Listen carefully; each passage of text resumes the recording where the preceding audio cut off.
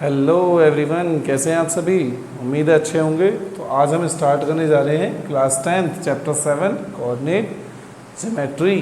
ठीक है, तो आज की वीडियो में हम सारे इसके बेसिक्स देखने वाले हैं। ठीक है, इसके बाद ही नेक्स्ट वीडियो हम लेकर आ रहे हैं इसके सारे फॉर्मूलोज की। ठीक है, तो उसमें हम देखेंगे कोऑर्डिनेट ज्योमेट्री में क्या क्या फॉर्मूले लगते हैं। ठीक है, तो जो नहीं जुड़े हैं अभी तक तो सब्सक्राइब कर लें हमारे चैनल को। ठीक है, तो आइए देखते हैं कोऑर्डिनेट ज्योमेट्री। इस कोऑर्डिनेट ज्योमेट्री में क्या है कि हमें सारी पढ़ाई जो करनी है वो कार्टेशियन प्लेन्स के रिगार्डिंग करनी है। ठीक है, जो हमारी कार्टेशियन प्लेन से रिलेटेड चीज़ें होती हैं उनके बारे में हमें पढ़ना है।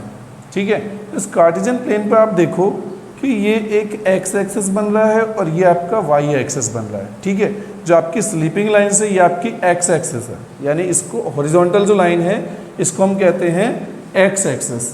ठीक है, एक्स एक्सिस का दूसरा जो नाम है एबसीसा, यानी कि इसका निकनेम, प्यार से इसको मम्मा इसके घर पे एबसीसा बुलाती हैं। ठीक है, तो एक्स एक्सिस को हम एबसीसा भी कह सकते हैं। ऐसे ही जो ये स्टैंडिंग लाइन है इसको वर्टिकल लाइन को हम कहते हैं वाई एक्सिस। ठीक है, स्कूल में इसको वाई एक्सिस कहते हैं और घर पे इसका नाम ऑर्डिनेट यूज़ किया जाता है। इसकी मम्मा घर पे ऑर्डिनेट बोलती हैं। ठीक है, तो मतलब ऑर्डिनेट कहा जाए तो उसका मतलब वाई एक्सिस ही कहा जा रहा है आपसे, और एबसीसा कह रहा है तो वो एक्स एक्सिस कह रहा है। ठीक है, इसके बाद ये ऑर्डिनेट और एबसीसा मिलके क्या कर रहे हैं, हम एक जगह पर इंटरसेक्ट कर रहे हैं, टकरा रहे हैं। ठीक है, टकरा रहे हैं, टकराने वाले बिंदु को ध्यान से देखो कि यहीं से आपकी वैल्यूज़ चालू हो रही है सारी। इधर 1 2 3 1 2 3 1 -1, इधर -2 -3। ठीक है, सारी वैल्यूज़ क्या हो रही है, इधर से ही स्टार्ट हो रही हैं। ठीक है, तो ये जो चौराहा यहाँ पर बन रहा है चारों रास्ते का, इसको हम कहते हैं ओरिजिन। क्या कहते हैं, ओरिजिन। जहाँ पर x की वैल्यू y की वैल्यू दोनों कैसी होती है, हमारी 0 होती है।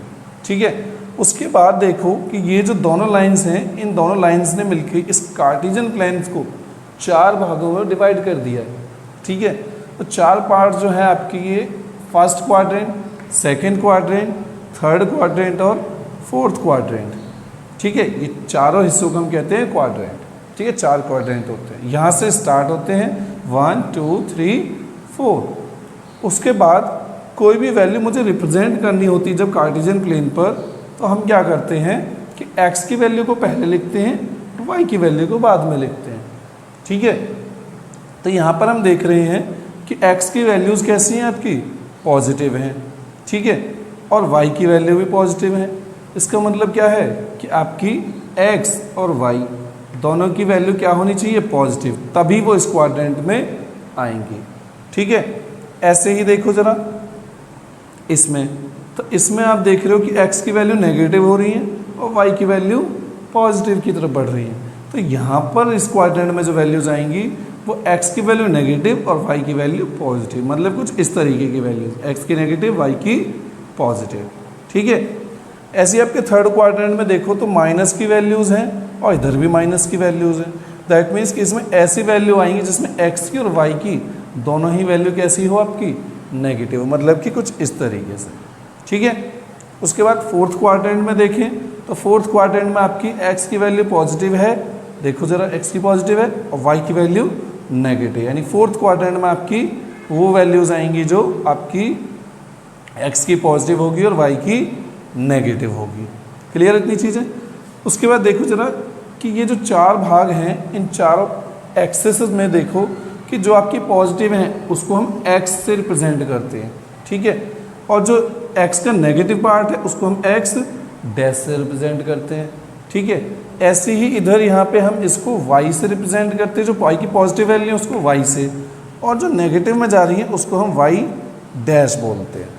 ठीक है, तो ये रहा सारा आपका आज का कोऑर्डिनेट ज्योमेट्री का बेसिक्स।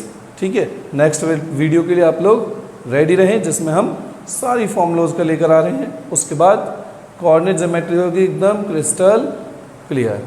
ठीक है, तब तक के लिए ऑल द बेस्ट।